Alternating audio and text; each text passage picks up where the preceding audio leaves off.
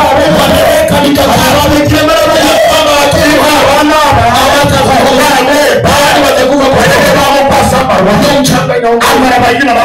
watu wanalia Bwana ongea. Ndio furaha yao. Praise the Lord.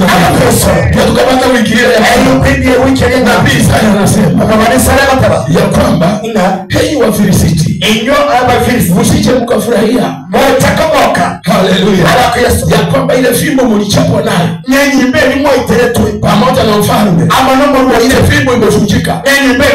Alafu akasema ya kwamba shina ya hiyo fimbo shina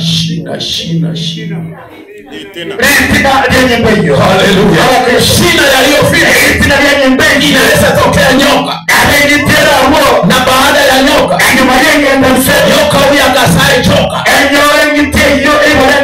Haleluya, na huyo choka atakuwa na sumu choka wa kuruka. Kwa hiyo yeye atakufuata mahali popote utakapoenda. Isaya anaposema mambo anaangalia wanadamu na anaangalia anasema ya kwamba raha zingine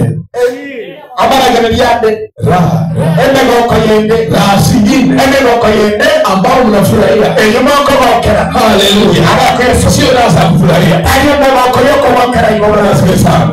Yaani kazi ya raha hizo nyoka anaweza tokea, na baada ya nyoka shoka atatokea, na huyo shoka atakuwa nzuri, atakuwa wakuruka.